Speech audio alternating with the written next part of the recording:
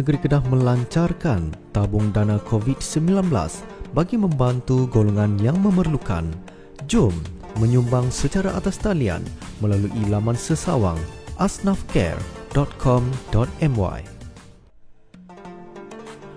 Lembaga Zakat Negeri Kedah melancarkan tabung dana COVID-19 bagi membantu golongan yang memerlukan. Jom menyumbang secara atas talian melalui laman sesawang asnafcare.com.my. Lembaga Zakat Negeri Kedah melancarkan tabung dana COVID-19 bagi membantu golongan yang memerlukan. Jom menyumbang secara atas talian melalui laman sesawang asnafcare.com.my. Lembaga Zakat Negeri Kedah melancarkan tabung dana COVID-19 bagi membantu golongan yang memerlukan. Jom menyumbang secara atas talian melalui laman sesawang asnafcare.com.my. Lembaga Zakat Negeri Kedah melancarkan tabung dana COVID-19 bagi membantu golongan yang memerlukan. Jom menyumbang secara atas talian melalui laman sesawang asnafcare.com.my.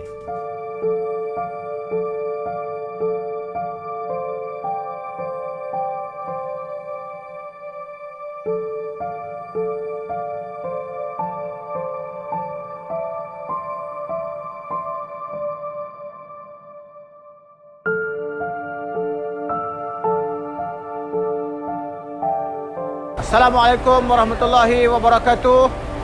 Tuan-tuan dan puan-puan, inilah hasil sumbangan anda melalui Asnafcare Lembaga Zakat Negeri Kedah. Barangan yang telah kita pesan seperti beras, sardin, kicap telah pun sampai dan sedia untuk kita agih ke 578 buah masjid di seluruh negeri Kedah sehingga tempoh akhir Ramadan. InsyaAllah anda boleh terus menyumbang kepada kami melalui Asnafcare Lembaga Zakat Negeri Kedah. Terima kasih kepada semua yang menyumbang.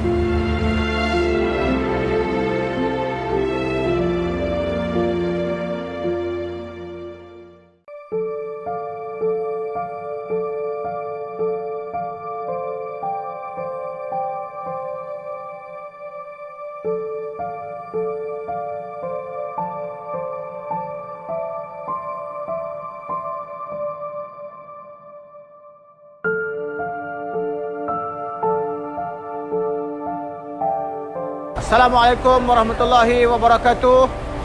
Tuan-tuan dan puan-puan, inilah hasil sumbangan anda melalui Asnafcare Lembaga Zakat Negeri Kedah. Barangan yang telah kita pesan seperti beras, sardin, kicap telah pun sampai dan sedia untuk kita agih ke 578 buah masjid di seluruh negeri Kedah sehingga tempoh akhir Ramadan. InsyaAllah anda boleh terus menyumbang kepada kami melalui Asnafcare Lembaga Zakat Negeri Kedah. Terima kasih kepada semua yang menyumbang.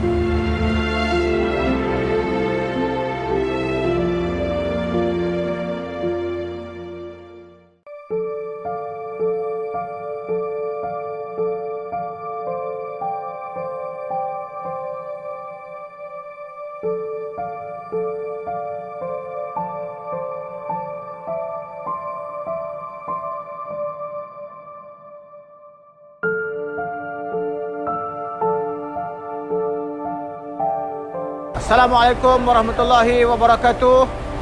Tuan-tuan dan puan-puan, inilah hasil sumbangan anda melalui Asnafcare Lembaga Zakat Negeri Kedah.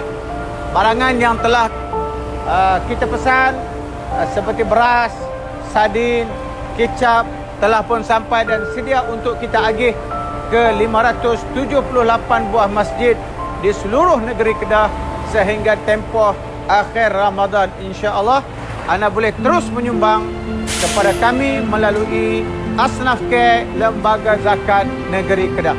Terima kasih kepada semua yang menyumbang.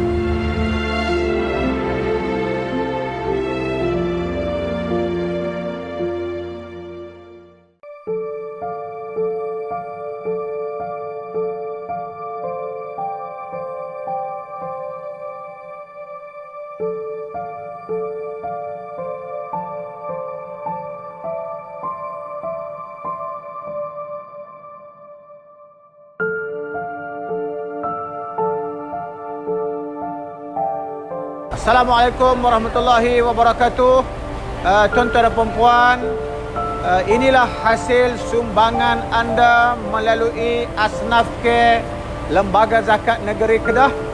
Barangan yang telah kita pesan seperti beras, sardin, kicap telah pun sampai dan sedia untuk kita agih ke 578 buah masjid di seluruh negeri Kedah sehingga tempoh akhir Ramadan. InsyaAllah anda boleh terus menyumbang kepada kami melalui Asnaf Care Lembaga Zakat Negeri Kedah. Terima kasih kepada semua yang menyumbang.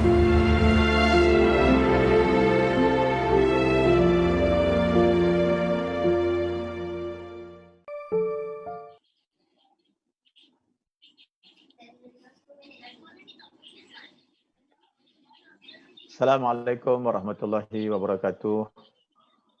Alhamdulillah rabbil alamin wa bihi nasta'in. Salatu wassalamu ala Rasulillah. Saudari yang saya kasih sekalian, terima kasih. Alhamdulillah pada malam ni kita berjumpa lagi. Temu janji kita bersama dengan Lembaga Zakat Negeri Kedah pada setiap malam jam 9.30 malam untuk kita kongsi-kongsi, kita sembang-sembang, kita tukar-tukar fikiran, kita berkongsi pengalaman dengan tokoh-tokoh ahli-ahli yang berpengetahuan dan kepakaran dalam bidang-bidang yang sedia ada. Jadi saudari, alhamdulillah setiap malam kita mendapat tetamu istimewa untuk kita sembang-sembang santai dengan tuan-tuan. Alhamdulillah pada malam ini Lembaga Zakat Negeri Kedah bawa seorang untuk kita bincang-bincang santai selama 60 minit bersama dengan kita yang bahagia Dr. Rostam Makzin, pakar sekretari Hospital Sultan Abaya. Assalamualaikum doktor. Waalaikumsalam warahmatullahi wabarakatuh. Doktor sihat doktor? Alhamdulillah sihat. Tuan Syed sihat. Alhamdulillah. Nampak ceria doktor ni. Dia. Doktor sedang bercakap dari mana doktor? Saya daripada Sungai Petani. Di rumah. Saya daripada standby apa ada rumah lah. Daripada Sungai Petani. Ya. Doktor, sebelum kita bincang-bincang, sembang-sembang, so saya ingin mohon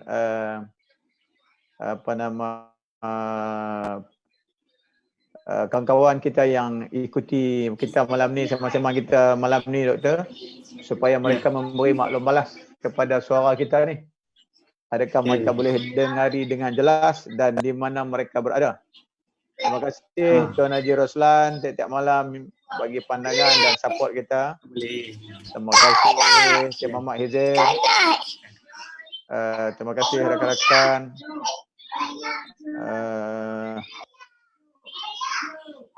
Kita minta sesedari tolong share dan kita kongsi ilmu malam ni dengan Dr. Rostam. Tolong bagi maklum balas kita. So doktor, berapa lama dah terlibat dalam bertugas dalam bidang sekretari ni doktor? Sekretari. Alhamdulillah tahun ni tahun ke-11 lah. Tahun ke-11. Saya mula tahun 2009. Saya mula tahun 2009. Kemudian saya jadi pakar tahun 2014 dan kemudian saya kerja memata lah. Start daripada 2009, lepas tu saya pergi Sandakan, saya pergi Kuala Lumpur, Putrajaya, Singapura. Kemudian alhamdulillah ni hari ni bulan baru-baru ni bulan 2 ni saya kembali ke Start. Okey. Jadi pusing rata dunia dah ni. Rata Malaysia. Alhamdulillah. Pernah kerja ni Perlis. Perlis Terengganu, Pahang. Kawan-kawan tolong kongsi, adakah suara kita didengari dengan jelas? Ahmad Mustaqim baling clear tuan, terima kasih. Alhamdulillah. Suara clear, terima kasih. Doktor. Iyalah PKP ni COVID-19 ni mempertemukan kita, itu hakikat. Betul. Dan dalam bahasa yang mudah, suka tak suka, mau tak mau, semua orang terlibat dalam PKP. Betul. Ada orang suka dan ada orang tak suka. Dan hari ini orang bercakap tentang kebaikan luar biasa hikmah di sebalik PKP. Dan ada orang juga sedang bercakap mengenai dengan kekangan, tekanan yang bersangkut dengan PKP. Jadi secara keseluruhan doktor, pembukaan sebagai pembuka perbincangan kita malam ni, kaitan PKP dengan psikologi dan emosi manusia doktor. Okey, baik. Bismillahirrahmanirrahim. Assalamualaikum warahmatullahi wabarakatuh. Terima kasih Tuan Syekh. Terima kasih Lembaga Zakat kita atas jemputan ini. Saya rasa sangat penting untuk semua orang sama-sama kita share apa-apa saja ilmu yang kita ada, keperkaran masing-masing kan. Dan saya Alhamdulillah saya ada ilmu tentang psikologi manusia sedikit, emosi dan psikiatri. Saya akan share dengan tuan-tuan dan puan. Yang pertama sekali tuan-tuan dan puan yang kita kena faham dalam konteks kita sekarang ini, tidak pernah dalam sejarah kita semua yang hidup hari ini melalui fasa di mana wabak dalam dunia sangat teruk. The last time, kali terakhir kita dapat wabak sebegitu teruk mungkin dalam 100 tahun lepas, di mana negara dunia dilanda oleh wabak smallpox, di mana 50 juta orang mati hanya kerana wabak smallpox. Itu 100 tahun lepas. Dan kesan yang smallpox tu, dia mengakibatkan dunia terhenti sekurang-kurangnya 4 tahun. Dan hari ini kita mengalami situasi yang sama yang tidak pernah orang jangka, yang tak pernah orang lalui, yang tak pernah siapa-siapa pun rasa. Even orang yang hidup zaman smallpox pun dah tak ada dah. Jadi tak ada siapa yang boleh beritahu kita, oh kalau hang masuk dalam wabak, ini yang hang kena buat. Tak ada orang nak boleh ajak kita. Habis dah, lapis tu habis dah. Habis dah, 100 tahun dah. 100 tahun dah, habis. Jadi kita ni memang lapis yang, wallahualam, kenapa Allah pilih lapis kita ni, kita pun tak tahu. Kenapa kita yang terpilih dalam banyak-banyak keturunan manusia, generasi manusia, kita ni dipilih untuk melalui situasi. Mesti ada sesuatu untuk kita. Itu yang pertama sekali. Dan bila kita melalui satu fasa di mana tidak pernah orang rasa, perkara pertama yang akan ada dalam otak kita ialah ketidaktentuan. Perasaan ketidaktentuan, keraguan, keresahan, panik dan tak tahu apa nak buat. Jadi itu adalah lumrah kita. Bila jumpa benda baru, kita akan melalui fasa di mana kita jadi macam nak buat apa? Tak tahu. Oh, tanya sini, tanya sana, semua orang tak tahu pun. Dan risikonya dalam situasi tersebut ialah kita ada kebarangkalian yang besar, kecenderungan yang besar untuk bersikap ataupun berfikiran negatif. Emosinya, tindakannya, psikologinya dan percakapannya dan sebagainya akan ada tendensi atau kecenderungan untuk lebih negatif berbanding dengan situasi biasa. Sebab kita tengah duk kalut, kita tengah duk takut, kita tengah duk risau, gelisah dan sebagainya kan. Itu yang kedua, ketidaktentuan dan juga situasi yang luar biasa. Dan tuan-tuan dan puan, kita kena faham bahawa semua orang tak terkecuali mengalami situasi ini. Tak ada siapa yang boleh kata, aku tak apa, aku tak kena COVID. Tak. Hang kena COVID ke, tak kena COVID ke, kena jangkitan, tak kena jangkitan ke, close contact, tak close contact, frontliner dan sebagainya. Semua kita rasa.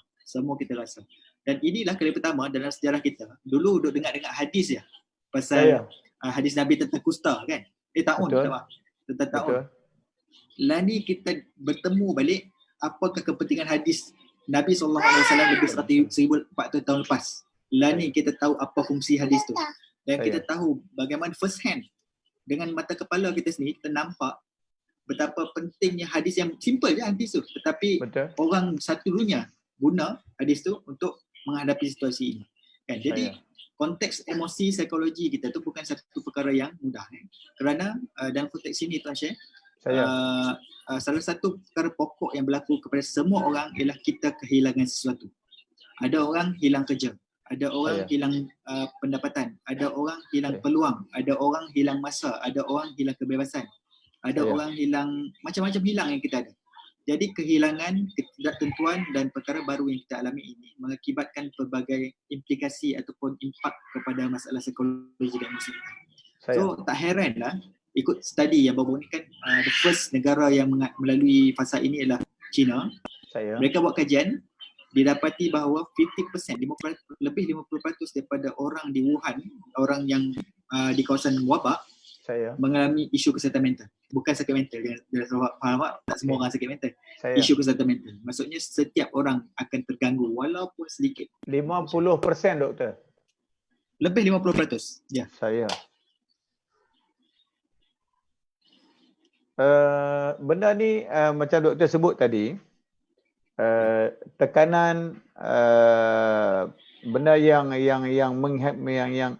dirasai lebih pada 50% ini, kalau contoh yang doktor sebut di Wuhan tadi doktor, sebab hilang sesuatu itu menyebabkan mereka mengalami perasaan ni doktor. Sebab setiap orang akan mengalami kehilangan sesuatu. Ya, betul. Yang tak ada orang terkecuali. Tidak akan dalam bahasa psikologi, kalau doktor, kehilangan sesuatu ini adalah suatu benda yang bagi saya lah, dalam keadaan sekarang ni, benda yang masih samar dan belum pasti, yang menyebabkan dia rasa suatu tekanan. Aku ni nak kena sakit ke? Akan hilang kerja ke? Apakah sakit ni akan main kat anak ke? Ini benar-benar, adakah benda-benda yang macam ni akan membawa ni doktor? Betul. Okey. Bila kita cakap pasal kehilangan tu, dia ada dua benda yang kita hilang. Yang pertama ialah apa sahaja rutin harian kita yang kita pernah buat sebelum ni, semuanya sekarang ni tak boleh buat. Itu hilang yang pertama. Maksudnya kehilangan yang berlaku benda-benda lepas. Maksudnya kita dah fikir, sebelum PKP ni lah aku boleh pergi sini, aku boleh pergi minum teh, aku boleh jumpa kawan, aku boleh pergi sembang, aku mancing, aku boleh pergi kerja suka hati aku boleh keluar malam. Hilang itu. Hilang benda-benda yang lepas. Yang kedua yang kita hilang ialah hilang yang diakibatkan kerisauan kita tentang masa depan. Yang kita tak tahu apa akan jadi ni. Kita akan tak tahu apa akan jadi. So kita sebenarnya ada hilang dua benda. Satu hilang yang memang betul-betul berlaku, memang realiti, memang nyata.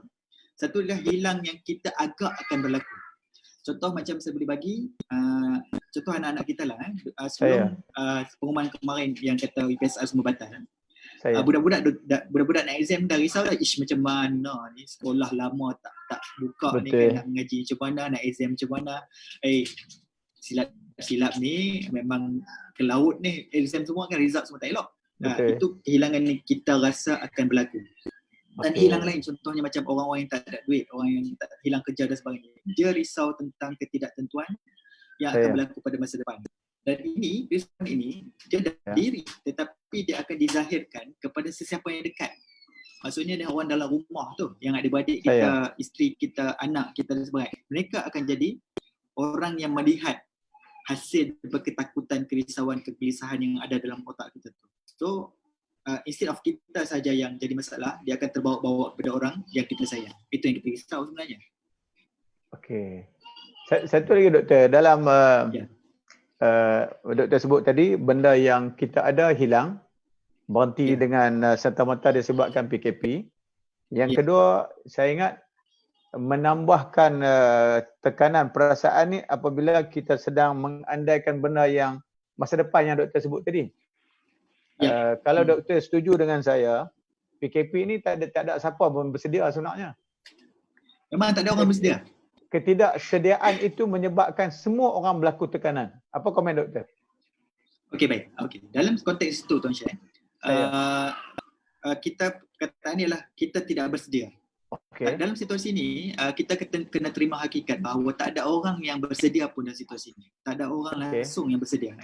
Tetapi kan, satu isu yang boleh menimbulkan masalah kesihatan mental, emosi ialah kita bersangka sesuatu yang bakal berlaku. Dalam konteks psikologi kan dia ada dua benda. Dia sesuatu yang kalau kita risau pasal benda lepas, maksudnya dalam konteks PKP ni, kita risau ni dalam konteks kita ialah kita hilang apa-apa saja benda yang kita pernah buat, benda lepas. Kita akan jadi murung, kita akan rasa sedih, kita akan rasa marah, kita akan rasa bersalah, kita akan rasa benda-benda yang negatif macam tu. Sebab kita dok fikir kalaulah aku buat macam ni dulu, mesti tak jadi. Contoh benda yang macam tu, berkalau-kalau pasal benda-benda lepas. Jadi emosinya akan menurun. Bila kita risau pasal masa depan, apa yang berlaku, kita akan gelisah. Dan macam Tuan Syed kata, bila kita risau tu, yang bila kita tak tahu tu, bila orang tak biasa, memang orang tak tahu jawapan dan sebagainya, itu akan menimbulkan lebih tekanan. Sebab kita duk cari jawapan, kita tak jumpa. Kan tak ada orang pun yang boleh kata boleh secara pasti boleh kata okey kita boleh stop PKP 28. Tak ada orang boleh kata macam tu. Kita nampak trend. Setiap bila kita dengar DJ cakap, macam contoh Ketua Pengarah Kesihatan Abang hari-hari, kita tengok trend hari-hari, tengok hari-hari, tengok macam mana kan. Majlis Keselamatan Negara pun cakap benda yang sama juga kan. So tak ada siapa yang boleh bagi jawapan yang betul-betul, okay, this is the jawapan. Okay, 28 hari bulan semua orang boleh pergi sekolah contoh. 29 hari bulan semua orang boleh pergi tarawih. Tak ada orang boleh bagi jawapan tu. So walaupun begitu, sebenarnya dalam konteks itu pentingnya ialah walaupun kita ia tidak tentu, tidak tahu dan kita tiada jawapan, dan kita kena terima bahawa itulah hakikat yang kita ada sekarang. Maksudnya segala benda di luar daripada diri kita adalah tidak lagi di bawah kawalan kita. Kan? Sebenarnya ini agama kita habaq benda ni. Maksudnya benda luar tu kita tak ada benda pun, kita tak ada kuasa kepada segala benda. Tapi sebelum ni dalam situasi biasa kita rasa macam wah aku boleh kontrol ni, aku boleh kontrol ni, aku boleh kontrol ni. Tapi now apa yang Allah bagi kita, ujian wabak ni, ujian PKP ni, kita duduk rumah duduk menung. Apa nak jadi? Apa nak jadi? Semua orang ada tanya apa nak jadi. Baru tahu hakikat bahawa inilah situasi di mana tak ada siapa yang ada kuasa. Cuma Allah saja yang ada kuasa untuk tentukan semua. Cuma Allah saja yang boleh bagi jawapan itu. So kalau kita boleh terima hakikat bahawa kita dalam situasi ketidaktentuan, kita tak ada jawapan, kita tak mampu nak predict dan sebagainya. Sebenarnya dia memberikan kekuatan sebenarnya kepada kita. Kalau kita nampak sisi negatif, of course dia akan mengakibatkan kegelisahan, keresahan, ketakutan dan sebagainya. Tetapi dalam konteks yang berlainan pula, kalau kita ambil bahawa kita tiada kuasa dalam konteks itu, maksudnya dia akan menjadikan kita lebih kuat, pergantungan kita kepada Allah SWT. Itu sebenarnya ada impak positif yang kita tak perasan. Kita duk risau benda yang tidak boleh nak kontrol. Kan? Even duk pakai rumah tu pun kita tak boleh nak kontrol juga. Kalau tuan-tuan dan puan PKP kena duduk rumah, working from home, luar rumah tu pun tak boleh kita nak kontrol. Ini kan pula benda negara ataupun daerah atau negeri dan sebagainya. Doktor, saya setuju. Bila kita sebut kata hari ini barulah kita menyedari bahawa kalau kita menyedarilah bahawa sekarang ni dalam keadaan ini kita tidak ada sebarang kemampuan kuasa. Jadi kalau dia menyedari, kalau dia tidak menyedari, setakat sekarang doktor, sampai sekarang kita nampak masih ramai yang tidak menyedari. Sebab dia tidak merasa kehilangan lagi sebenarnya. Dia kehilangan dari segi pergerakan, tapi benda lain yang menekan kesan daripada ni dia belum, banyak orang belum rasa sebenarnya. Ada orang menyebut kepada saya, dengan PKP ni lah barang dalam rumah dia lagi banyak daripada biasa. Sebab dia tak pernah pun order daripada Shopee, Lazada, Lazada Shopee, apa semua. Sekarang semua dah pandai. Dan tak ada masa pun dia duk kongsi dengan keluarga nak tengok sekarang ada masa yang begitu banyak. Apa pun doktor, setakat hari ini PKP kita dah berjalan masuk fasa ketiga. Dengan pengalaman doktor mengurus orang ramai ni, ada setakat sekarang berapa peratusan kenaikan mereka yang terganggu akibat PKP doktor? Okey, baik. So buat masa ni kita tengah duk kumpul data lagi. Kita duk kumpul data dari seluruh negara sebab apa yang kami buat dari bidang Jabatan Sekretari Kesihatan Mental seluruh Malaysia, kami tengah kumpul data apa yang impak COVID kepada masyarakat kita secara umumnya. Sebab kalau ikut data kita yang lama Tuan Syekh, pada tahun 2015 dulu, kita ada buat satu kajian tentang seluruh Malaysia peratusan masalah kesihatan mental. Dan pada ketika itu, kita punya peratusan ialah 29.2% rakyat Malaysia mempunyai masalah kesihatan mental pada ketika itu. Tetapi oleh kerana situasi COVID ni, kita menjangkakan adanya lonjakan masalah kesihatan mental itu berdasarkan kajian yang dah dibuat di China dan sebagainya. Tapi saya tertarik dengan apa Tuan Syekh tadi berkenaan dengan ada orang rasa seronok PKP ni sebab dia boleh beli barang, dia boleh kumpul barang dan itu sebenarnya sebab itulah kita nampak macam kita duk tengok social media hari-hari kan, ramai orang macam-macam benda dia buat kat rumah nak bagi seronok kan. Dan saya rasa benda tu sangat baik. Walaupun macam contohlah baru-baru ni orang duk bising pasal Nescafe kopi dalgona apa dia tu. Kopi special yang macam buih tu. Saya rasa macam benda tu macam tak adalah minum sangat kan. Macam benda manis kot. Tetapi dalam situasi ni kita dapati bahawa ada setengah masyarakat kita dah macam boleh cope ataupun boleh menghadapi situasi terkurung, terkongkong dan sebagainya. PKP ni menjadi lebih kreatif, lebih kita panggil sebagai lebih pandai untuk mencari peluang dan ruang untuk mengisi apa yang ada. Sebab dari konteks psikologi, Tuan Syed, sebenarnya kita bila melalui wabak, kita melalui 3 peringkat. Peringkat pertama ialah peringkat terkejut, kita senang cerita. Peringkat terkejut ni orang marah, orang nak benci orang nak langgar peraturan, macam-macam lah, buat semua perangai-perangai tak elok tu. Masa tu lah peringkat terkejut tu. Ada orang macam percaya tak percaya dan mula menyebarkan cerita-cerita tak betul. Mula semua berita pasal COVID betul tak betul tak cek dah, sebar dulu. Kan? Tetapi majoriti rakyat Malaysia, rakyat Kedah dan sebagainya dah melalui fasa ni, dah okey dah.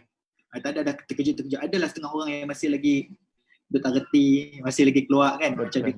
Ini isu lain pula. Kan. Fasa kedua ialah dia akan mula mencari jawapan. Tadi dah terkejut. Dan ini fasa kedua ialah mencari jawapan. Dalam konteks mencari jawapan, kita nampak bahawa orang kita menjadi kreatif. Beli barang dah pandai dah online, tak gaduh nak keluar pagar rumah pun boleh sampai macam-macam barang kan. Ni orang duk sibuk pasal Thermomix kan. Orang duk bising pasal Thermomix harga 7,000. Saya dengar tu macam kau kepala. Sebab orang rumah saya tak minta Thermomix lah. Kemudian fasa ketiga yang penting sekali, yang kita nampak ramai rakyat Malaysia pun sudah melalui fasa ini, iaitu fasa di mana kita reaching out, kita bantu orang. Dan macam Tuan Syed sebut masa mula kita sembang tadi, dekat Kedah saja kita dapat berapa juta daripada orang di negeri Kedah yang bagi duit untuk kita bagi pada asnaf dan sebagainya, bantu hospital. Kami memang cukup berterima kasih kepada Zakat Kedah sebab dalam Kedah saja kami dapat 800,000. Itu bukan sikit kan. Mungkin orang nampak macam 800,000, bagilah 2-3 juta dah. RM1 pun sudah sangat berharga kan. Setiap sen sangat berharga. Ini kan pula 800,000 hasil zakat dalam negeri Kedah. Itu bukan sikit tu tuan-tuan. Dan benda ni kita tak pernah fikir pun macam mana orang kita dalam keadaan takut, risau pasal diri sendiri, keluarga sendiri, mungkin ada yang hilang kerja, masih lagi sanggup keluarkan duit untuk semua, untuk kebaikan semua. So 3 kumpulan ataupun 3 fasa kita lalu, tetapi kita nampak macam mana impak yang positif dan ada juga impak yang negatif. Doktor, menarik bila doktor sebut bahawa kita melalui satu fasa yang orang kita sudah boleh menerima keadaan penambahan fasa kedua, dan alhamdulillah yang amat penantri dah umumlah kita akan ada 5 fasa. Jadi bagi saya pengumuman ini memberi suatu suntikan secara psikologi, kita nak kena bersedia dalam tempoh yang panjang. Dan hari ini kita berada fasa yang ketiga. Fasa ketiga ni pun sudah pun melahirkan di kalangan masyarakat ni yang saya sebut, doktor sebut tadi, hari ini baru saya tahu ilmu psikologi. Maknanya dia semakin inovasi dan kreatif.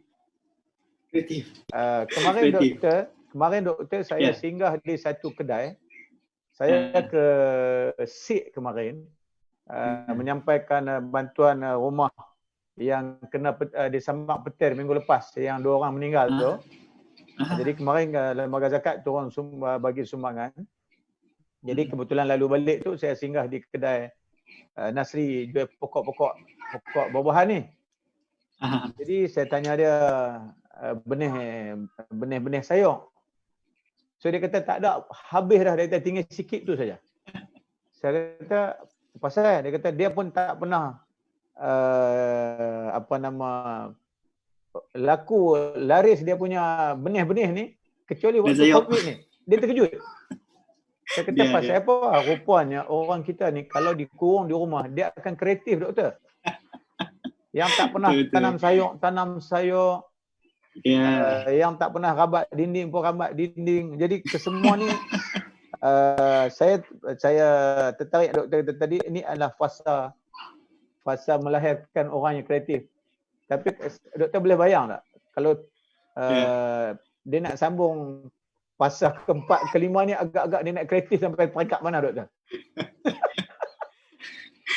Saya pun tak ada idea macam sebab lah ni kan sebab, Ya, saya. sebab semua orang macam sentiasa mencari jalan untuk mengisi masa lapang. Saya. Kan kita tengok cikgu-cikgu pun masa peringkat awal PKP tu pun kita duk tunggu juga macam mana cikgu nak bagi kerja sekolah, macam mana cikgu nak bagi kerja sekolah. Lah ni macam cikgu pun dah makin faham, dah makin cekap nak bagi kerja sekolah macam mana nak membuat online punya assessment dan sebagainya kan. So kita nampak perkembangan tu yang sesuatu yang kita tak jangka langsung. Sebelum kita tak pernah fikir cikgu bagi kerja sekolah duduk kat rumah buat kerja sekolah kan. Betul. Kita percaya nak buat kerja sekolah kat sekolah lah, nak belajar kat sekolah lah, nak baca buku sekolah lah kan. Kat rumah duduk api lah kan. Tak pernah fikir macam tu kan. Tapi lah ni hari ni semua orang boleh buat benda yang di luar kotak. Sebab itu yang kita panggil sebagai the new norms, the new normal ataupun kebiasaan baru yang wujud diakibatkan oleh sesuatu situasi yang mendesak ataupun situasi baru yang tak pernah dilalui oleh sesiapa saja. Good things lah, bagusnya lah yang kita nampak benda-benda cantik tu. Alhamdulillah kita seronok sangat kita nampak macam rakyat Malaysia dah bercucuk tanam yang tepi rumah sebelum ni kering kontang lah ni orang macam kuih, tak pernah tanam ubi pun tanam ubi. Yang tak pernah buat krepek pun buat krepek daripada keropok lekor daripada Terengganu tu yang tak pernah orang Kedah buat pun lah ni orang Kedah pun pandai buat keropok lekor. Jadi benda-benda macam kita rasa tak pernah ada fikir lah orang rumah kita buat roti ke dan sebagainya. Kalau ni boleh buat roti tak payah beli gardenia dah kan. Itu kebaikan Tapi at the same time Tuan Syekh, ada segelintir masyarakat kita kesan PKP ni mengakibatkan mereka menjadi sangat negatif. Itu yang kita nak jaga, itu yang kita risau dia main. Sebagai contoh yang saya nampak dilaporkan, tapi kita tak ada statistik lagi, kita tak ada data. Dilaporkan bahawa situasi keganasan rumah tangga berlaku pada ketika ini dengan lebih tinggi lagi berbanding dengan situasi biasa. Dan kita nampak salah satunya ialah ada orang memang tak mampu untuk cope, tak mampu untuk mengatasi ketakutan, keresahan dan sebagainya itu. Jadi mereka jadi perangai budak-budak lah. Bila perangai budak-budak kita faham, kalau tak dapat sesuatu nak mengamuk, kalau tak dapat sesuatu nak marah, sesuatu nak buat benda-benda negatif kan. So kita nampak ada orang-orang dewasa yang tak mampu untuk menghadapi situasi ini, dia menjadi budak-budak boleh, menjadi negatif. Tetapi dalam konteks ini, kita kena faham bahawa ini orang tua buat perangai. Orang dewasa, orang yang sepatutnya berakal buat perangai. Jadi bila orang berakal buat perangai, dia dah tak jadi kita kata kalau budak-budak kecil tu kita boleh kata tak reti Melayu kan. Tapi ini kalau dah 30, 40, 50 tak reti Melayu pada lagi kan. Orang-orang ini yang kita kena jaga, kita perhati. Saya nak nasihatkan Tuan Syekh, nasihat kepada rakyat Kedah. Mungkin ada ahli-ahli keluarga kita yang melalui fasa di mana Adam ketika tengah KP ni kan kita tengok dia serabut terlebih, jadi pemarah, sensitif, jadi gelisah dan sebagainya. Orang-orang ni kita kena perhati betul-betul. Sebab kerana apa? Dia boleh memberikan kesan negatif kepada anak, isteri dan juga ahli keluarga yang lain yang ada dalam rumah. Kan? Kita dapat cerita contohnya dekat Selangor di KL kan. Kawasan-kawasan di mana PKPD, maksudnya yang diperketat tu ada yang jenis duduk satu rumah sampai 20 orang. Kan kita punya pekerja Indonesia, Bangladesh semua kan. Mereka duduk 20 orang. Sebelum ni tak pernah umum duduk 20 orang dalam satu rumah pada satu masa. Kan ada separuh kerja malam, ada separuh kerja siang, jadi tak pernah duduk berkumpul. Lah ni duduk berkumpul dalam tu ramai-ramai jadi masalah. Itu juga boleh berlaku kepada masyarakat kita. Yang tu kita kena perhati. Doktor, bila kita sebut macam doktor sebut tak saat ni, kita tidak pernah bersedia duduk satu keluarga dalam tempoh yang panjang. Suami, isteri dan anak-anak, kita boleh cakap dengan nada ada orang yang keluarga besar, rumah mereka yang serba kekurangan. Jadi PKP ini memberi suatu tekanan. Saya sebut tadi, bila doktor sebut tadi, ibu bapa yang tidak bersedia menjadi penyebab kepada anak-anak ni akan menerima tekanan yang luar biasa. Sebagai contoh, ibu bapa yang tidak bersedia macam doktor sebut tadi ialah kalau anak dia kata anak dia duk batuk, duk keng tu dia kata, tu kekuasaan hang kena dah. Jadi katalah anak seorang tu muntah, kata makan pelik sikit malam tu muntah sampai ke pagi. Dia abang kat ayah hang, ni pak hang cuba tengok kena COVID dah apa ni, positif dah ke apa ke. Jadi Ya. mak bapak yang tak bersedia ni menyebabkan keluarga tu akan huru-hara. Apa komen doktor? Okey. Itu kan Tuan Syah bawa poin yang sangat penting di mana itu pentingnya pengetahuan ilmu tentang penyakit ni betul-betul. Sebab bila kita tak faham, dia akan mendatangkan keraguan, kegelisahan, ketakutan. Itu yang isu utamanya. Sedangkan apa yang kita duk buat lah ni, kerajaan duk buat, kita frontliners duk buat kan, polis duk kawal elok-elok kan.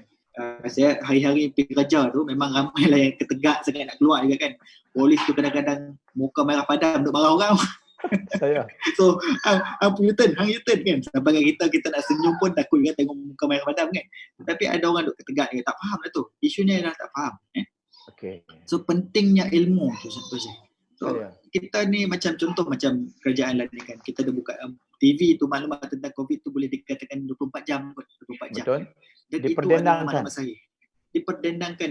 Iklan pula ni dah jadi iklan COVID dah. Kan? Iklan budak pun ada dah. Iklan budak-budak pun ada. Budak-budak pun menyanyi COVID dah ni. Kan? Jadi anak-anak saya pun walaupun duduk rumah, yalah anak walaupun anak doktor tapi tak pernahlah kami ajak perubatan kat mereka kan. Tapi anak-anak saya pun dah takut luar pagar tu ada COVID. Macam luar pagar ada COVID bagus Betul. Jadi pengetahuan, ilmu at the same time, bila kita ada ilmu, insyaAllah kita tak ada rasa ragu-ragu, takut dan sebagainya. Contoh macam Tuan Syed bagi contoh orang batuk sikit dah mula COVID ke tak COVID kan. Tapi kalau contoh kita dah duduk rumah dah 2-3 minggu, tiba-tiba batuk, tu bukan main dari COVID dah tu, itu memang daripada rumah tu. Contohnya alahan ke. Anak-anak kita pun dah ni kalau bukan COVID pun diam tak diam kadang-kadang batuk demam, itu normal.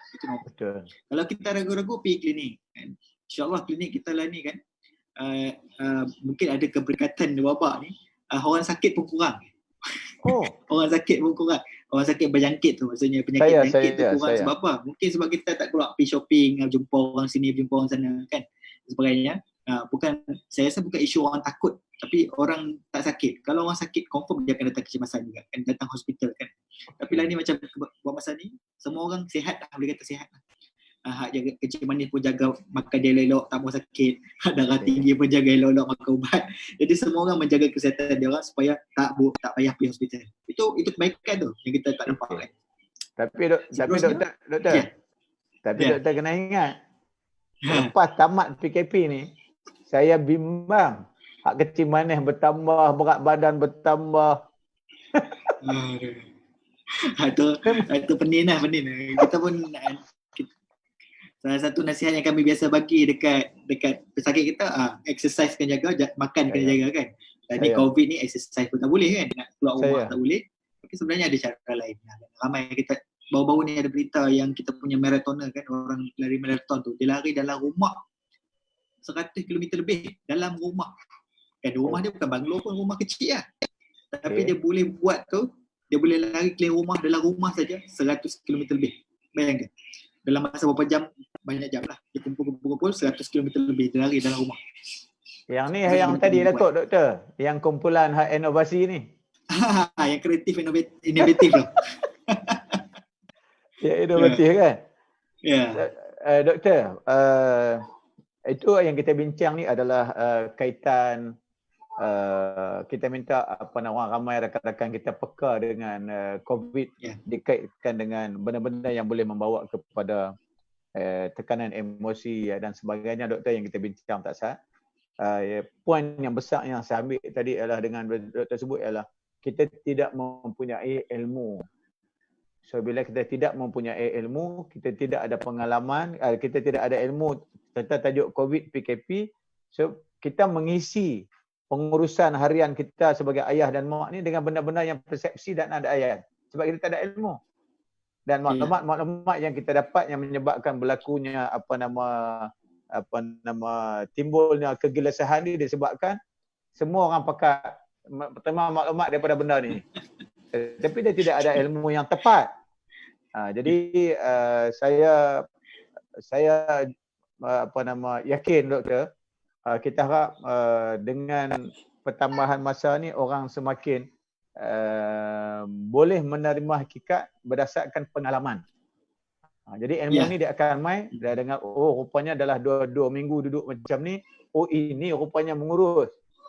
Jadi saya nampak ni masyarakat kita dah masuk fasa boleh membina ketenangan dalam keluarga berdasarkan pengalaman yang ada. Sebab kita semua tidak ada pengalaman dalam PKP. Jadi satu ke doktor, itu kita cakap pasal kaitan PKP COVID. Sebagai doktor yang terlibat pakar dalam sakit jiwa ni, orang jarang bercakap dengan doktor yang jaga pakar sakit jiwa. Berubat ni hak fizikal ni. Patah gigi, sakit mata, telinga tumbat apa semua doktor. Apa pengalaman yang menarik dalam doktor mengurus sepanjang menjadi pakar sakit jiwa ni doktor? Ni nak isi malam. Saya rasa dah nak isi malam. Okey. Saya nak share pengalaman saya menguruskan orang-orang yang terlibat dengan COVID ni. Sebenarnya dalam konteks ni kan, salah satu yang saya perasan kan, oleh kerana ketakutan yang kita ada tu, kan ada orang risau tu sampai tahap dia jadi takut kepada orang yang merawat pesakit COVID. Sebagai contoh saya bagi, ada satu staff kita tu, mari jumpa kami, dia mengadu kata, doktor, saya tahu tak doktor, saya balik rumah taman saya tu, bila saya lalu kan semua orang tutup pintu. Semua orang tutup pintu. Takut dia macam, takut apa dia ni kan. Tapi itu hakikatnya. Dan ada satu kes di mana staff kami bila nak balik rumah tu, dia punya pasangan dia suruh mandi luar pagar. Subhanallah. Pergi mandi dulu luar pagar, nak masuk rumah jangan pegang anak, tak boleh tidur sekali, semua tak boleh. Kena duduk asing. So itu situasi yang berlaku kepada orang, kepada kita punya staff sebagai contoh. Dan di kalangan pesakit pula, ada orang duk cari maklumat mereka tu sampai dapat nombor telefon. Mengakibatkan mereka tertekan. Bukan sekadar sakit tertekan, tetapi ahli keluarga yang tak ada kena-mena ni, sepupu sepapat pun tertekan. Sebab apa? Orang duk cari, hampa ni keluarga COVID lah kan. So tiba-tiba macam ada label COVID kat dahi tu. Seolah-olah kita orang ni duk pergi cari COVID kan. Sedangkan kita kena faham bahawa tak ada sesiapa pun yang nakkan penyakit COVID ni. Dan tak ada siapa-siapa pun yang mahu mendedahkan diri kepada penyakit COVID. Itu kita kena faham. Jadi isu kesihatan mental yang saya nampak dalam situasi wabak ni ialah ketakutan yang tidak berpandukan kepada kebenaran, dan ketakutan itu mengakibatkan kita stigma kepada orang-orang yang tak sepatutnya kita stigma. Contoh macam saya bagi kluster tabligh. Kluster tabligh kan. Apa berlaku ialah tak ada siapa yang pergi hospitaling tu nak ke COVID tu. Tak ada siapa. Tak ada siapa pun. Tetapi Allah nak bagi ujian ke mereka, dia berkumpul ramai-ramai tu kena penyakit ni kan. Tetapi ada orang menyerang mereka ini sebagai macam orang yang tak berdisiplin lah, tak bertamadun lah, orang Islam, orang perangai macam ni lah. Tiba-tiba dilabelkan begitu kan. So itu sebenarnya isu kesihatan mental. Isu kesihatan mental yang kami tangani, kami hadapi dengan pesakit tabligh kita, keluarga mereka, frontliners kita dan sebagainya. Orang takut dan orang melabel dan orang menjadikan mereka seolah-olah ni hantu lah. Tersedekat mereka tu ada penyakit tu. Penjenayah besar. Doktor, dengar suara saya doktor? Halo doktor, dengar suara saya? Ulang balik saya dengar. Okey, dengar suara saya? Okey. Bila doktor sebut, saya sebenarnya doktor dalam keadaan bila orang sedang bercakap dalam tempoh yang panjang mengenai dengan situasi kluster tabligh ni, sampai ada orang yang tergamak memaki hamun, bawa keluar cerita viral, tulis dengan tulisan yang, adakah mereka ni juga terlibat dikait dengan sakit mental ni doktor? Okey, kita kena faham bahawa dalam konteks ini kan, orang-orang yang mengeluarkan cerita-cerita yang bukan-bukan ni sebenarnya kita panggil sebagai, dalam bahasa Jerman. Dalam bahasa Jerman kita panggil sebagai Schadenfreude. Schadenfreude tu ejaannya SCHANDFREUDE. Schadenfreude. Schadenfreude ni ialah situasi di mana orang berasa seronok melihat malapetaka ataupun bala yang berlaku kepada orang lain. Jadi orang-orang ini Bila depa jadi excited, depa seronok tengok orang jadi sakit, orang jadi bermasalah, orang ditimpa bala dan penyakit dan sebagainya, mereka akan menjadi teruja untuk berkongsi benda-benda yang lebih sensasi. Lebih sensasi supaya cerita tu lebih seronok, lebih menarik dan sebagainya. Jadi apa mereka buat ialah mereka akan cari korek cerita, mungkin tak betul pun. Mungkin ada sikit betul, tambah bagi sedap sikit jadi char kway teow goreng api jual. Kan sebab dan ni kita kena faham ramai masyarakat kita yang suka nak viral. Apa saja tular. Apa saja tular kan. Benda tak betul pun tular dulu kan. Lepas tu kita kata tak betul itu, marah pula. Jadi marah pula bila kita perbetulkan. Dia bila perbetulkan Jadi itu isu dia. Jadi bila ini berlaku, apa yang dia akan berlakunya rantaian negatif yang lebih teruk daripada itu. Daripada itu. Sebagai contoh, macam dalam kelas tabligh tu orang mulalah kaitkan ada orang tabligh lari, ada orang tabligh ambil dadah, ada orang tabligh macam-macam lah. Kan tiba-tiba jadi semua tak elok semua tak elok. Sedangkan sebelum ni tak elok je kan. Itu situasi dia. Doktor, saya sebenarnya saya simpati dengan tabligh ni. Tak pernah ada cerita tabligh mesyuarat sama mereka nak buat jahat kat orang, tak ada. Dan kita kena berpegang bahawa kita dah usaha sebaik mungkin, tetapi kalau Allah kata nak jadi tak ada siapa boleh tolak yang kita sebut awal tadi. Jadi sebab tu saya kata sepatutnya kerajaan juga kena ambil tindakan. Orang yang macam ni patut kena kurung dia sama. Sebab dia menimbulkan persepsi gelisah dan prasangka yang terlalu buruk kepada orang yang tak sepatut. Tapi kalau dalam agama pun doktor, ini di kalangan orang yang berpenyakit dan bermasalah. Betul.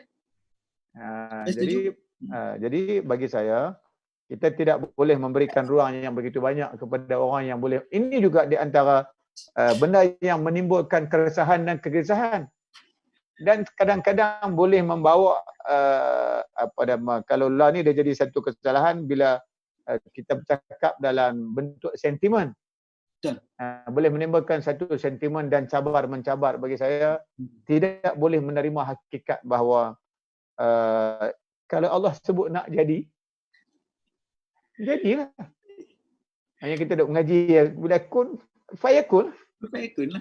Jadi kita usaha, kita berdoa hari-hari, kita minta doa supaya Allah jauhkan kita daripada penyakit, wabak dan sebagainya. Tapi kalau Allah kata aku nak uji kamu, dan kluster tabligh ni Allah tulis dah dia akan mati 2-3 orang dengan penyakit ni, mereka dapatlah. Jadi bagi saya doktor ialah bagaimana kita mengurus ujian, bagaimana kita mengurus apa yang Allah bagikan kepada kita. Kita nak kena tengok juga supaya perkara-perkara yang tak sepatut. Sebab tu saya lebih cenderung kepada doktor bahawa ini kumpulan-kumpulan yang juga terlibat dengan mental lah juga. Boleh dikatakan sebagai masalah kesihatan mental lah.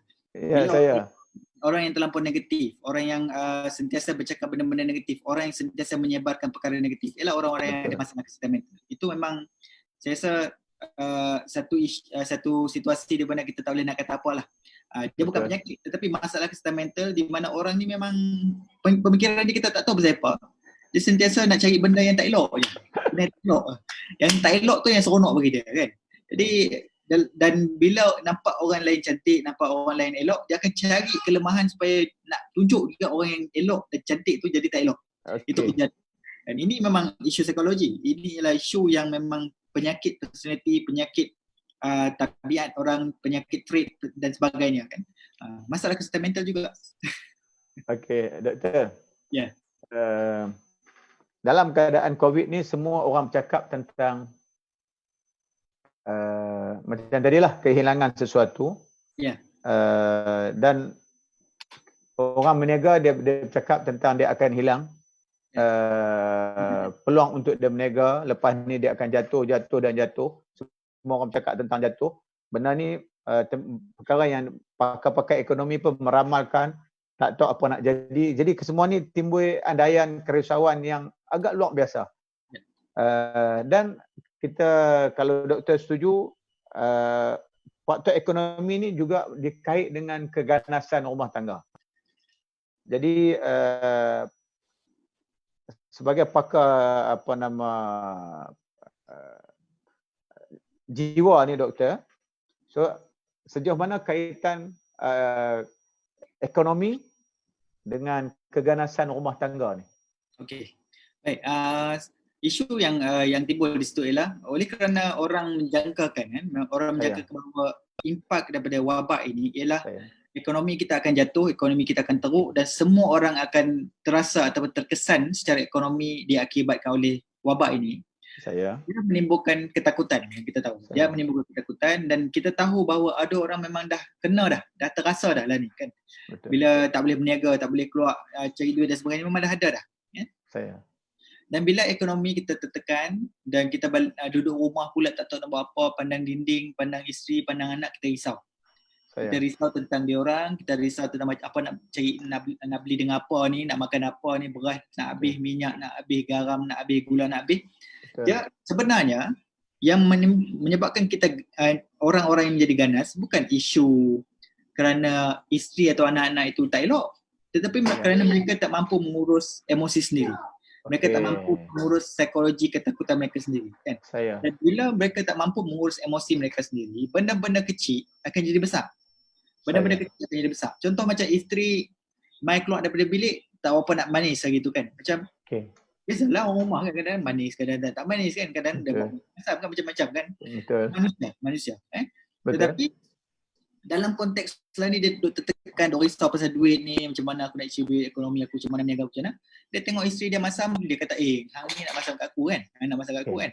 Dan mula dah kita macam oversensitif dengan situasi.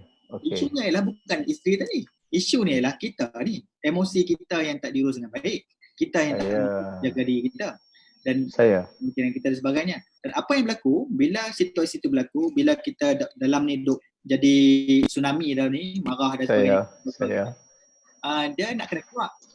Bila nak kena keluar, dia keluar kepada orang yang paling dekat. Itu yang berlaku dalam rumah tangga, penderaan kanak-kanak dan sebagainya yang tak sepatutnya berlaku. Tetapi harus ingat Syekh, bahawa tak kisahlah COVID ke, wabak tak wabak ke, bila kita letak tangan pada isteri kita, pukul anak kita dan sebagainya, itu masih lagi dikira kesalahan. Itu kena tanam betul-betul. Anak nak lepas geram boleh, boleh lepas geram kat pintu ke, kat dinding ke, betul. Nak marah sangat picang kuih kan dan sebagainya. Tetapi jangan sampai pada anak-anak, sebab kita kena faham dari sini anak-anak kita pun tahu, anak-anak kita pun tertekan dan sebagainya. Saya doktor, makna dia selalunya secara normal, kebanyakan orang ni bila dia nak lepas geram, dia akan lepas geram kepada orang yang terdekat. Betul, saya setuju. Dan sebab tu kadang-kadang kita tengok mak nak lepas geram pun anak jadi mangsa. Sekejap lagi pak dia balik, ada jaga pak hang jaga, pak hang nak balik sekejap lagi hang jaga. Jadi dia lagi risau. Lagi pak dia balik sungguh, lagi dia tambah risau, dia nak kena penampak ke penendang ke kita tak tahu. Jadi bagi saya berbalik kepada bagaimana doktor sebut tadi lah, bagaimana seseorang tu bukan yang bermasalah, bukan isteri, bagaimana kita mengurus kita punya emosi. Okey doktor, saya ingat kalau itulah suasana yang berlaku doktor, apa tip-tip sikit doktor? Okey. Tips yang pertama yang saya boleh katakan dalam konteks PKP ni kan, ini bukanlah sesuatu yang kita boleh pilih. Kita tak ada pilihan lain. Semua orang wajib ikut PKP. Kalau kita nak kehidupan biasa kita kembali normal secepat mungkin, PKP adalah jawapan yang kita faham bahawa masa ni. InsyaAllah inilah jawapan dia. Dan oleh kerana kita faham bahawa inilah jawapan untuk kita dapat balik kebebasan kita kena situasi biasa kita macam dulu-dulu, kita kena patuh. Dan setiap kita kena ada rasa tanggungjawab. Bila kita ada rasa tanggungjawab tu, insyaAllah kita akan buat benda tu betul. Itu yang pertama sekali, kebertanggungjawaban. Nombor dua ialah dalam situasi sekarang ni kan, bila kita ada rasa tanggungjawab, gunakan peluang ini. Oleh kerana kita tak boleh keluar rumah, kita tak ada pilihan lain lah. Contoh macam nak marah, pergi kedai kopi ke, nak marah pergi 7-Eleven ke, nak marah pergi duduk pergi jalan ke. Tak ada pilihan. yang ada dalam rumah tu isteri, anak-anak kita semua. Tetapi kita kena ingat bahawa tidak pernah ada ruang dan peluang sebegini luas untuk kita duduk dengan anak isteri kita tanpa bos dia panggil, hang bila nak main kerja? Hang nak cuti buah kan? Semua orang boleh cuti. Hampir cuti. Kita tak nak cuti pun, hampir cuti. Kan? So tak ada peluang ni lah. Inilah the only peluang yang kita mungkin sampai kita mati. Betul. Maksudnya ini sahaja peluang yang kita boleh menghadap anak isteri kita hari-hari. Kita boleh perbetulkan apa benda yang tak betul, bagi clear apa benda yang tak clear. Anak kita tahu apa nak cantik kat sini, kita boleh didik anak kita boleh jadi contoh terbaik untuk anak kita boleh jadi contoh untuk isteri kita dan sebagainya. Ini peluang kita. Bertanggungjawab, gunakan peluang sebaik mungkin untuk kita jadi lebih baik. Dan nombor 3, tuan-tuan dan puan, dalam konteks bermasalah situasi negatif yang berlaku dalam hidup, kita kena faham contoh sebagai tunnel. Macam contoh kita ada lorong gelap, kat hujung mesti ada cahaya, insyaAllah. Dan kita anggap bahawa kita ni dalam keadaan tunnel COVID, dalam terowong COVID, tapi kita tak nampak lagi cahaya tu. Tapi kita tahu bahawa setiap tunnel, setiap terowong ada cahaya, insyaAllah. Jadi kat hujung tu nanti ada cahaya yang kita boleh keluar. Tetapi peringatan kepada semua orang, tak usahlah keluar nanti kita sama macam sebelum PKP. Membazirlah kita duduk turun rumah.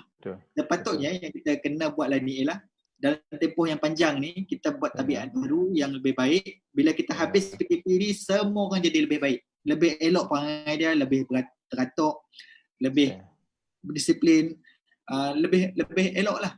Kalau kita keluar PKP ni nanti, kita jadi perangai lama. Biasa lebih baik kita sambung PKP lagi lah. Macam tu kan. Nak bagi perbetul kan. Macam tu. Itu nombor 3. Nombor 4, saya rasa saya suka bawa cerita Pendeta Zakbar buat satu cerita dalam buku yang dia tulis dia tentang 2 ekor keldai. Satu keldai bawa garam, satu keldai bawa kapas. Hang mana berat? Keldai bawa garam. Kan? Keldai bawa garam. Jadi keldai bawa garam dan bawa kapas ni berjalan sama-sama. Tapi sampai satu sungai tu, kedai bawa garam melintas dulu. So bila dia tengah melintas tu, tiba-tiba dia entah macam mana dia pijak batu apa, terbalik. Bila dia terbalik, apa jadi, dia nak bergolek, nak bangkit tu. Bila dia bangkit, tiba-tiba dia kata, ringan pula belakang aku ni. Hak garam tadi dah larut dalam air sungai. Dia pun seronok, senyum sengih elok di seberang sungai. Lepas tu kedai yang bawa kapas ni, dia duk perhati, dia pun heran.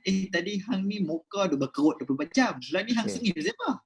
Kan dia kata, tadi aku jatuh tadi, garam aku semua larut, lah ni aku lega, tuan aku tak tahu pun garam dah habis tapi aku lega. Kan dia kata, lepas tu kedai yang bawa kapas tu fikir, kalau aku nak bagi ringan lagi, dia tak ada masalah bawa kapas ni, tapi dia rasa macam nak bagi ringan lagi lah. Dia pun buat tergolek dalam sungai. Bila dia buat tergolek dalam sungai, apa jadi? Kapas tadi dia berat sebab terendam dengan air. Jadi dia keluar dengan muka berkerut. Tadi dia yang sengih, lah ni dia berkerut. Jadi dalam konteks itu, tuan-tuan dan puan, apa yang kita boleh belajar ialah jangan kita bandingkan diri kita dengan orang lain. Apa yang ada pada kita tu adalah yang terbaik untuk kita. Masalah yang kita hadapi, kita yang ada jalan penyelesaian, insyaAllah. Dan Allah bagi kita masalah itu untuk kita saja. Terus ada banding orang tu senang lah hidupnya, bagus lah, orang tu boleh keluar seronok lah. Tak usah banding-banding. Bila kita banding, itu yang jadi penyakit tu. Jadi penyakit kena bawa kapas lah. Kan dah elok ringan hidup, mai pergi bergolek dalam air sungai sebab ingatkan yang bergolek tu lagi elok. Mai kat kita tak jadi. Kan? Jadi kita kena ada pemikiran itu. Jangan banding-banding. Lagilah situasi ni, saya faham bahawa ada beberapa yang tertekan. Sebab bila cikgu hantar kerja sekolah ke anak, dia ada fikir, aku ni dah tak ada data. Anak aku nak buat kerja sekolah macam mana dan sebagainya. Jangan duk banding, baguslah anak doktor tu apa-apa ada, printer ada, komputer ada dan sebagainya. Tak usah banding itu. Kita tak tahu masalah orang lain. Tak usah banding. Apa yang kita boleh buat, kita buat untuk anak kita. Dan tak boleh buat, habaq kat cikgu. Selesai. Itu saya nasihat umum yang saya boleh bagi untuk hari ini. InsyaAllah. Okey, Doktor. Menarik 2-3 poin tadi, Doktor. Tanggungjawab, guna peluang. Dulu kita mungkin sampai peringkat tipu ketua jabatan majikan beli MC. Beli MC. Pasal nak cuti. RM30. RM30. Dia kata RM50 pun tak apa sebab nak duduk di rumah. Sekarang ni peluang duduk di rumah. Okey, satu yang kedua yang doktor sebut tadi ialah setiap apa yang kita hadapi sekarang ni dalam latar belakang kita yang berbeza, itulah yang terbaik untuk kita urus. Doktor, saya nak kongsi satu poin bila doktor kata apa yang ada kepada kita adalah yang terbaik. Bila pengalaman saya di lembaga zakat, doktor, orang bercakap tentang orang miskin. Orang bercakap tentang orang kaya. Keseimbangan yang Tuhan bagi jadi syariat, ada orang kaya, orang miskin. Orang kaya, kalau dia ada lebihan, dia kena kongsi harta dia dengan orang miskin. Dua perkara ialah orang miskin, orang kaya dia mesti bersyukur. Okey, orang miskin dia mesti bersabar. Dua benda ni dia tidak ada sikit rugi pun depan Allah Taala. Okey, bersabar dalam keadaan dua ni Tuhan bagi dekat kita, doktor, yang terbaik ringan hisapannya selepas mati adalah orang miskin. Dan orang miskin ada jaminan dia orang pertama masuk syurga daripada orang kaya. Kes ilmu yang doktor sebut tadi lah. Jadi konsep yang Tuhan sebut tadi, saya nak sebut tentang doktor sebut bahawa ada yang kepada kita itu adalah yang terbaik. Jadi orang miskin dia akan kata, kenapa aku lahir dalam miskin? Kenapa Allah tak lahir aku dalam kaya macam kawan tu? Okey. Jadi bila dia mati besok, orang akan kaya ni dia akan kata, kenapalah Allah tak bagi miskin macam kawan tu? Tidak, aku senang dulu masuk syurga. Sebab pengakhiran kita ialah di sana. Jadi sebab itu saya selalu sebut, kadang-kadang orang yang dia dilahir dalam keadaan miskin, Allah nak bagi keadaan, sebab itu Imam Ghazali tulis tajuk istimewa orang miskin ni luar biasa. Bukan kita reka cerita. Sebab orang miskin dia ada keistimewaan. Keistimewaan yang paling besarnya, doktor, ialah confirm dia masuk syurga dulu. Sekiranya dia bersabar. Yang kedua ialah orang miskin yang macam mana dia ada keistimewaan, menyembunyikan kemiskinan. Siapa mau, doktor, sembunyi kemiskinan? Dia kata, dia kata kalau boleh saya nak awak satu kedah ni, adan muka zakat, tak buat kerja, aku miskin pun tak main tengok. Walhal kita tak jumpa satu yang doktor sebut tadi, ilmu yang kata orang miskin ni dia ada kelebihan di sisi Allah. Dan orang jarang bercakap, doktor, orang miskin ada kelebihan di sisi Allah. Yang selalu kita war-warkan ialah bangganya jadi orang kaya. Jadi poin yang doktor saya sebut tadi ialah saya suka bahawa yang ada pada kita itu adalah yang terbaik. Ialah isteri kita, anak kita, hak itulah terbaik kat kita di rumah. Okay, doktor. Betul. Okay, saya ingat, doktor, tips yang doktor bagi tadi bagi saya adalah sesuatu yang amat menarik. Dan saya ingat sebagai rumusan, doktor, pertemuan sulung kita yang kemungkinan lepas pada ni, pasca PKP ni nak kena doktor bercakap lagi. Dan bercakap dan terus nasihat dan memberi nasihat, doktor. InsyaAllah. Rumusan malam ni, doktor. Okay, rumusan kita last kali saya boleh katakan bahawa kita bersama dalam ni.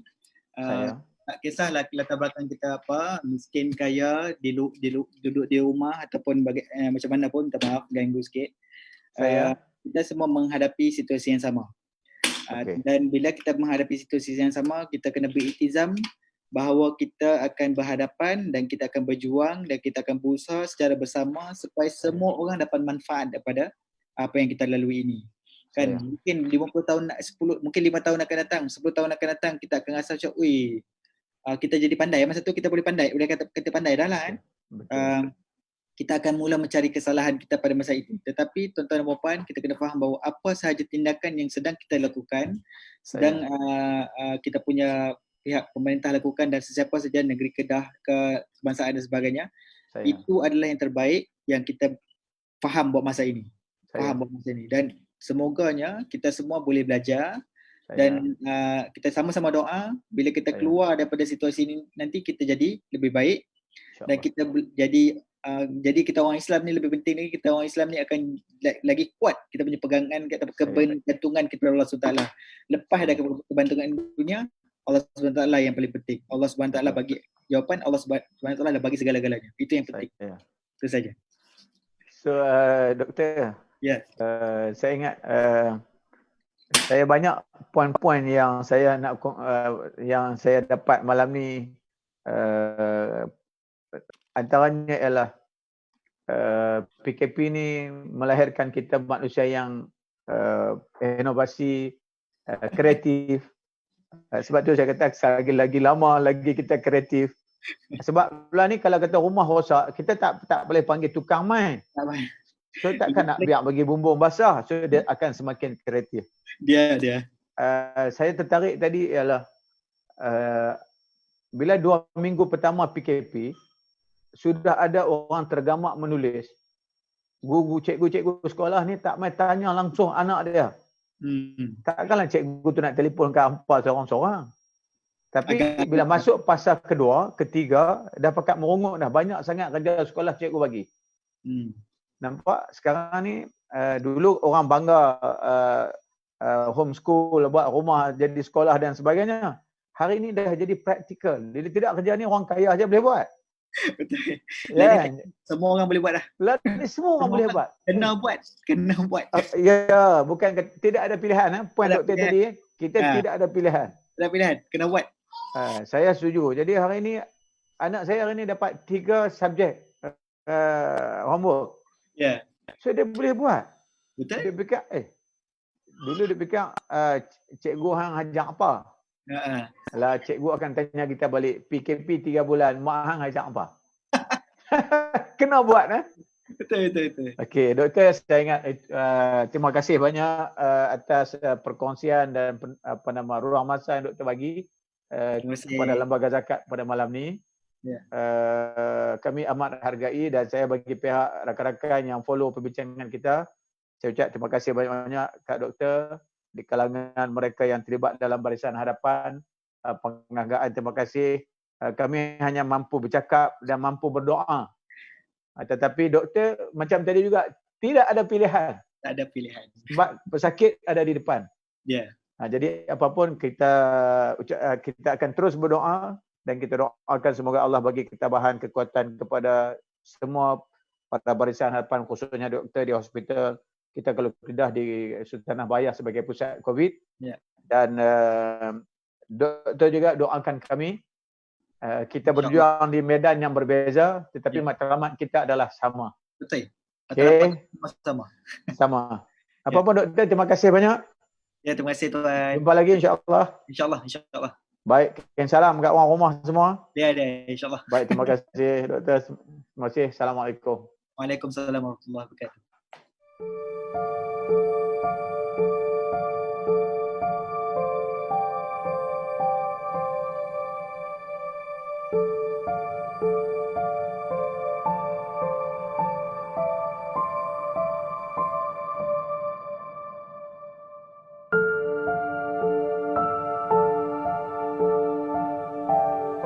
Assalamualaikum warahmatullahi wabarakatuh. Tuan-tuan dan puan-puan, inilah hasil sumbangan anda melalui Asnaf Care Lembaga Zakat Negeri Kedah.